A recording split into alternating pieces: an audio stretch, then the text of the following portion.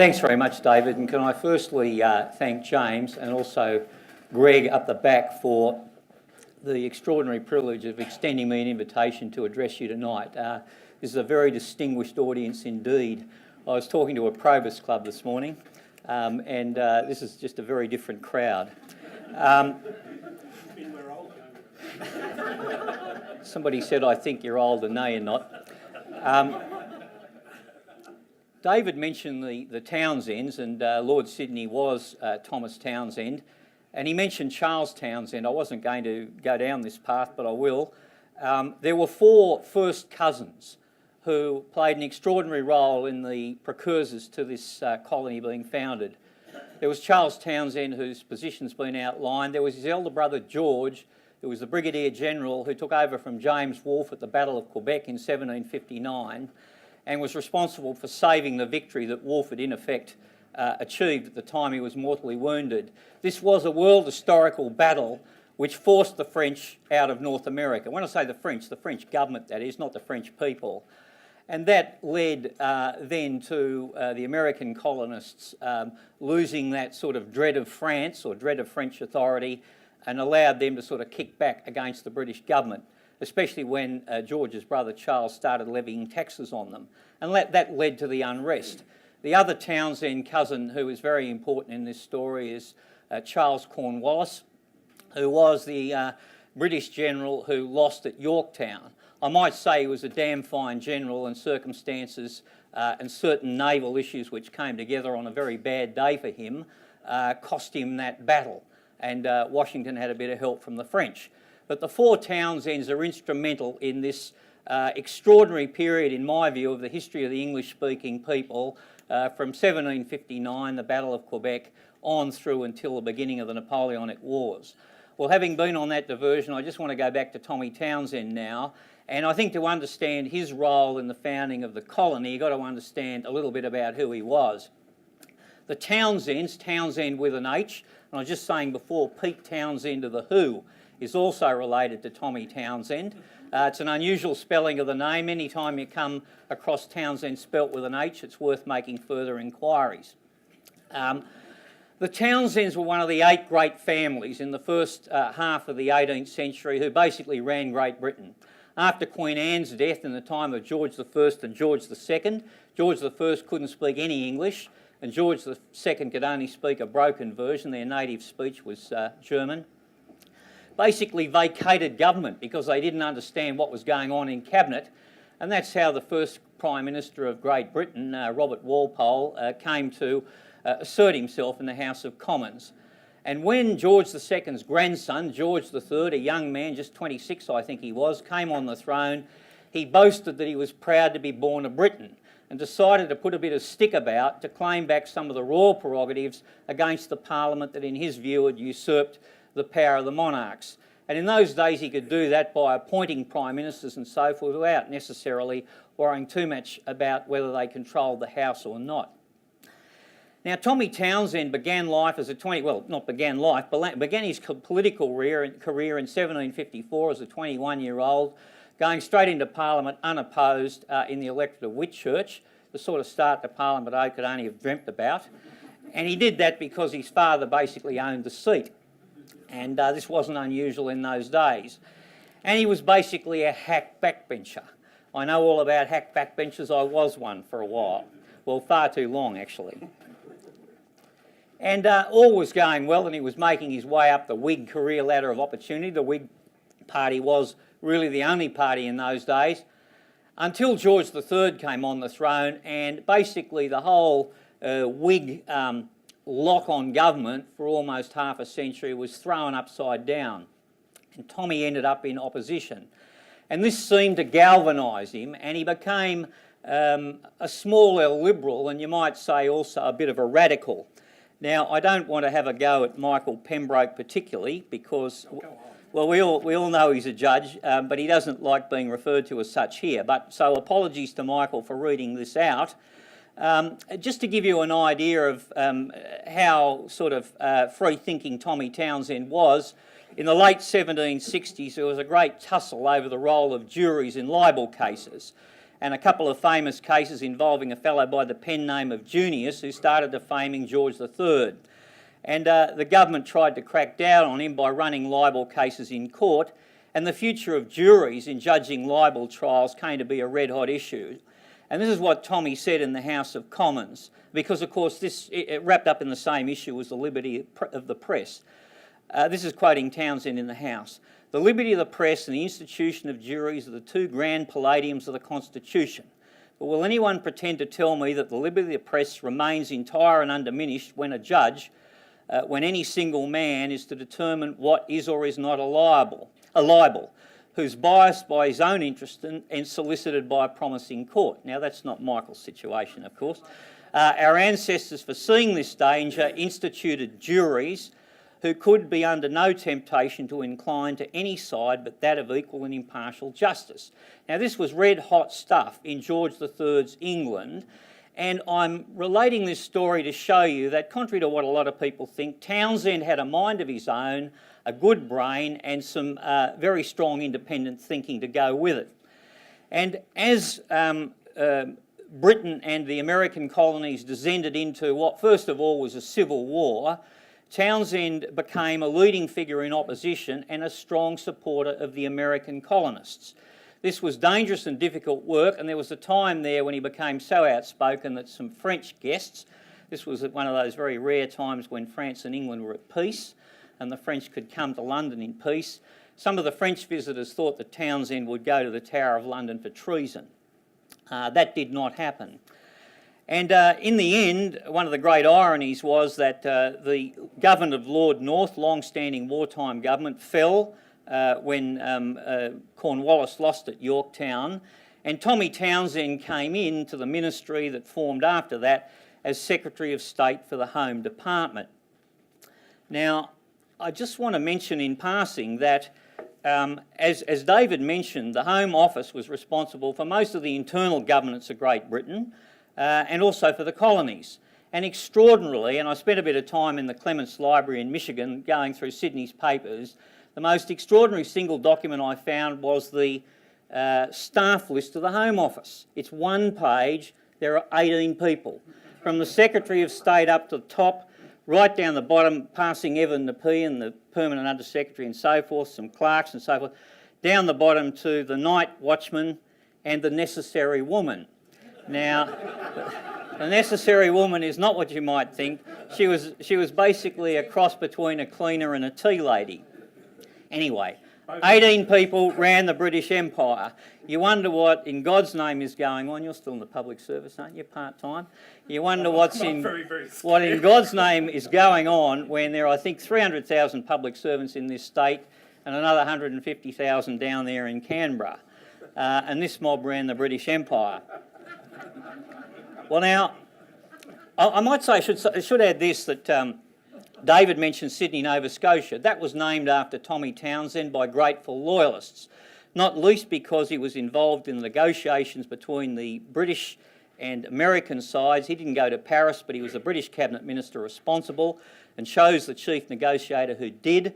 And between them, they managed to get so-called living room for the loyalists, and the Americans wanted the boundary pushed as far north as possible, and Townsend, and Strachey was his name, pushed the boundary south such that they now run through the Great Lakes. What does that mean in simple English? It means that Toronto is a Canadian city, not an American one, which is, to my way of thinking, of fundamental importance in the history of Canada. And that's why Sydney, Nova Scotia is named after Lord Sydney. Now, just to try and fill out a little bit more Sydney's character, he was what I call a soft touch in the law and order business. What do I mean by that? Well, as Home Secretary, he was responsible for taking to the King requests that subjects had who were under sentence of death for pleas of clemency. And basically, Sydney never wanted to hang anybody. And George III got a bit cranky about this in the end and basically said, for heaven's sake, Sydney, if we don't hang a few of them, there won't be a deterrent. To give you an idea, and this is sort of what in modern coin is a sort of a tweet length type comment, This is a letter from the Reverend Charles Hardy, a minister of religion, to Sydney, who castigated him in the following terms. I am now told that you've obtained a pardon for a man convicted of the horrid crime of wilful murder. Do I live in a country where a Secretary of State can in effect annul our laws? Which is another way of saying that if Lord Sydney was alive today, he wouldn't do too well on the Ray Hadley Talkback program. Why do I mention this? Because I'm trying to get into the head of the guy who was ministerially responsible for the First Fleet to give you some idea about how he might have approached this operation. Was it a humane operation? Was it a case of shuffling off convicts to the far ends of the earth and forgetting about them? No, it wasn't. It was the former. There are a number of issues relating, first of all, to where should the convicts be sent. Sydney was a backer of transportation from the beginning. Jeremy Bentham had come up with the idea of penitentiaries. They were a new thing, still sort of in a sort of experimental situation. The jails were basically county jails that were overcrowded and all the rest of it. And Sydney pumped very early on in favour of transportation. Now, as David mentioned, transportation before the revolution. I'm sorry, I should tell you why I'm drinking from this bottle. I've had radiation for throat cancer and I'm doing pretty well, but I do get a very dry throat, which is why I sip from this wretched thing all the time, so I can stay lubricated. Otherwise, all is good. Anyway, Sydney believed that transportation was the answer. What he inherited was the private system, where convicts were taken to the docks before the Revolutionary War, put on private vessels, went over to North America, were farmed out to the planters in Virginia and Maryland, and sort of went off into the never never and lived happily ever after. Mind you, if you ever find an American looking down his or her nose at you and saying you've got convicts out there in Australia, you can shorten them up a bit and say there were 50,000 convicts transported to the American colonies before the Revolution. So the chances of Americans having a convict in their family tree are actually quite high. And I've found they don't like being reminded of that. So Sydney inherited this system. And by a process of trial and error, they moved in the post-revolutionary period from further private voyages, which turned out to be utter disasters, through to looking at various places in Africa, and I think Mauritius, not Mauritius, the big island off Africa, thank you, and also in the West Indies. And they're all, by trial and error, seen to be not fit for purpose. Now, I use that expression, a lawyer's expression, deliberately, because it did matter to Sydney that these places be fit for purpose. And that was laid down in the Transportation Act in an indirect way, the Transportation Act of 1784, which Sydney was ministerially responsible for putting through the Parliament, that convict overseers could only inflict such moderate punishment as may be inflicted by law on persons committed to a house of correction.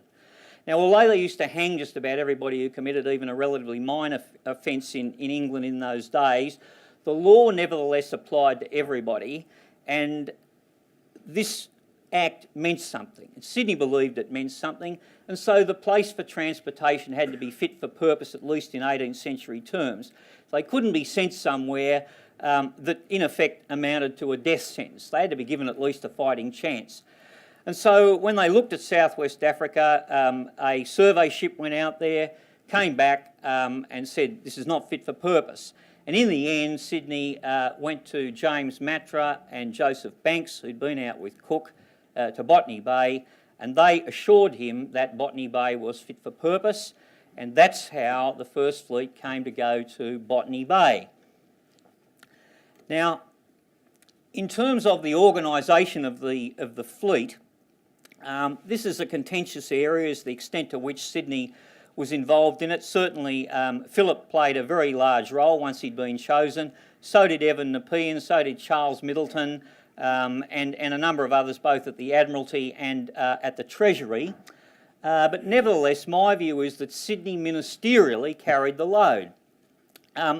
And that's got to be understood against the background of British politics after the American Revolution.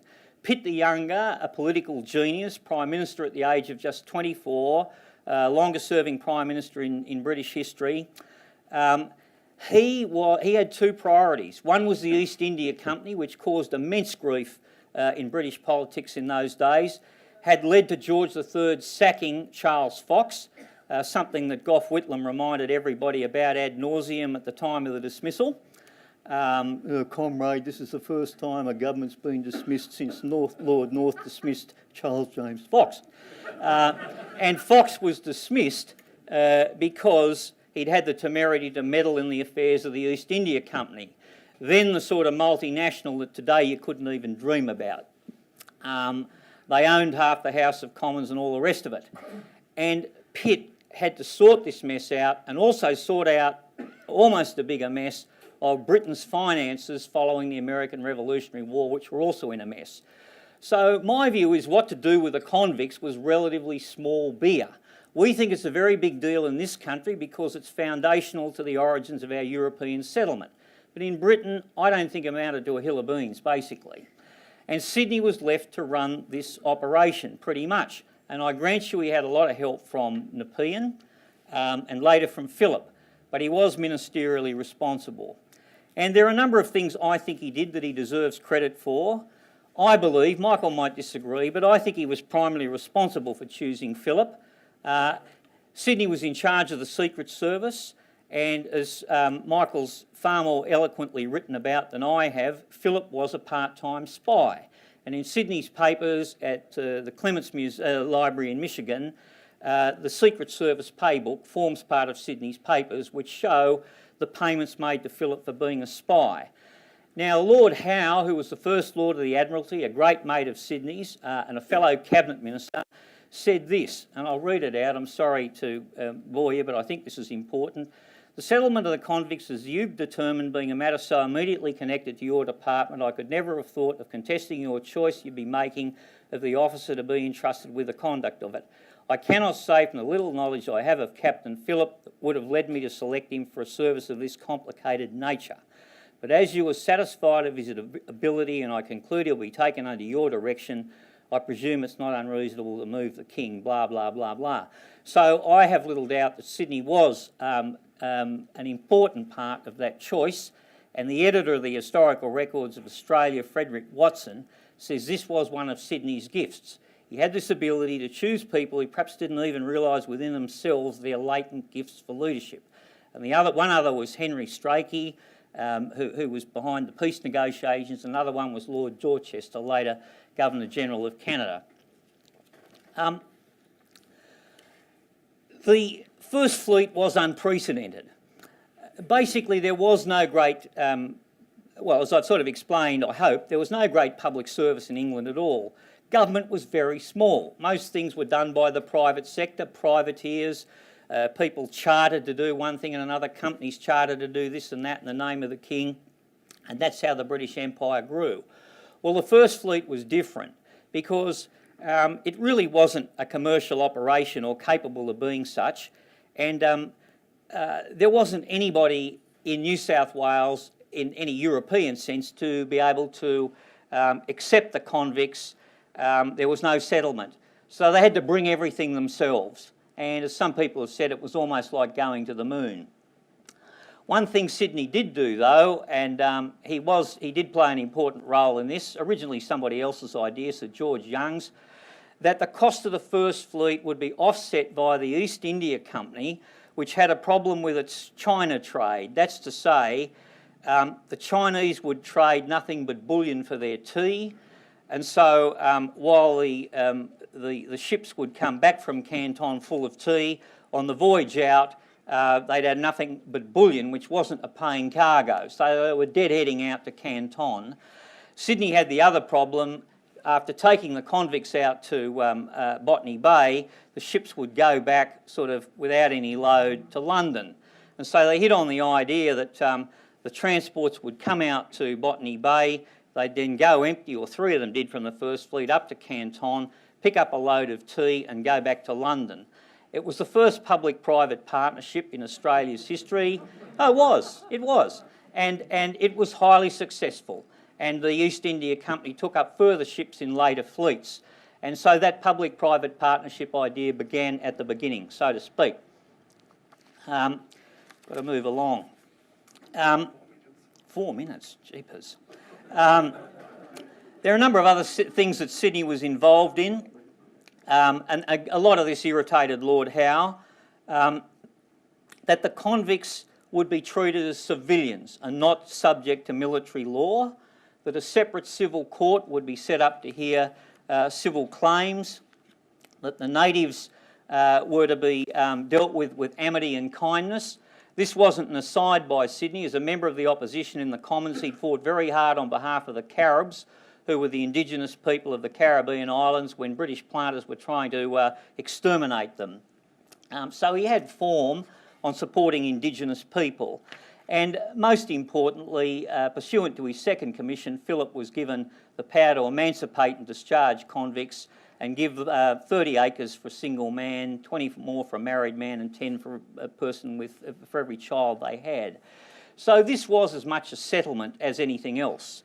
And I think Sydney played a leading role in that, and he deserves to be remembered for all those reasons. If I can just stretch the friendship just a fraction, because I want to stress the last point which you asked me to talk about, and that was this issue about whether or not I thought this was a fatal shore or whether or not it was an enlightened settlement. I come down emphatically on the side of the proposition that, at least in Phillip's day and under Sydney's direction, from the policy point of view, it was to be an enlightened settlement.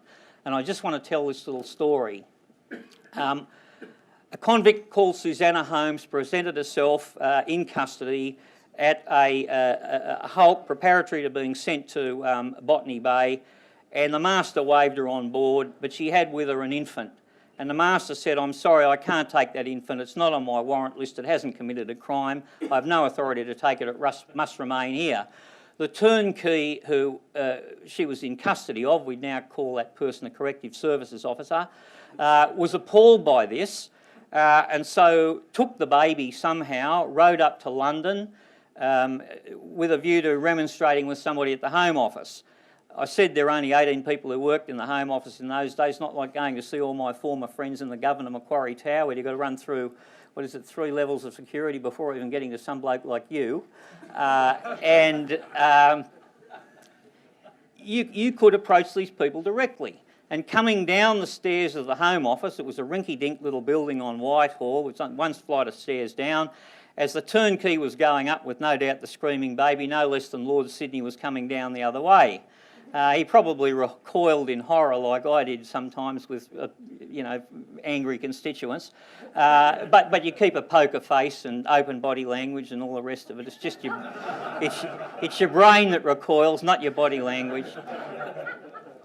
And he listened to the turnkey, and being the sort of bloke he was, said, "All right, okay, I'll sign the papers, the baby can go too. Does the baby have a father?" "Yes, Henry Cable." "Where's he?" "He's in custody at Norwich Jail." "Okay, does he want to go too?" "I don't know, I'll find out. I'll sign the papers for him to go too if he wants to." Anyway, cut a long story short, the family was reunited to go. This story got in the press. They became a cause célèbre, this little family, and money was raised to assist them in the colony. The trustees, in their wisdom, thought, we're not going to let these people loose in the colony with money. We'll buy books and clothing. That was done. Books and clothing went on one ship, the Alexander. The family went on another vessel. When they got to New South Wales, Henry Cable went looking for his luggage. Well, it was in a Hessian sack. And the master of the Alexander, Duncan Sinclair, said, "Well, I'm sorry, Cable, your books are here, but the Hessian sack's been broken into and your clothes have gone missing and cannot now be found." So Cable then took some advice, we don't know who from, and he was told to sue Duncan Sinclair for damages for lost luggage. Now, and this case was duly brought. It's the first civil case in Australian legal history, Cable versus Sinclair, July 1788. It's now on the New South Wales Law Reports, thanks to the former Chief Justice sponsoring the new Volume 1, which included all the early colonial cases. And it was heard before Judge Advocate David Collins, who wasn't a lawyer. And guess what? Henry Cable won his case. Now, I haven't got time to go into the ins and outs of the case. There are some people who argue furiously that he didn't know the law, this guy, that in England Cable would have been prevented from bringing suit because he was disabled for legal reasons. He was under sentence of death for a capital crime. But in this colony anyway, he was allowed to proceed, in part because I think some people felt that this was not as much a penal colony as it was a settlement. And there's very interesting debate around that. So Cable won his case, and Duncan Sinclair, shaking his head, then went back aboard the Alexander to take her back to London on what turned out to be a tortuous voyage. Now, I've got to be extremely careful in this audience. I can get away with this at Probus meetings, but maybe not here, because there might be a Qantas or Virgin board member here, I don't know. But anyway, I'd like to finish up by saying that if you were unlucky enough to lose your luggage after a Qantas flight, I just bet you wouldn't do as well today in trying to seek compensation as Henry Cable did in 1788. And that's why I just think Robert Hughes is absolutely wrong about the fatal shore. It began under Sydney and Phillip as a very enlightened colony. Sorry to go on. No, Thank you. not at all.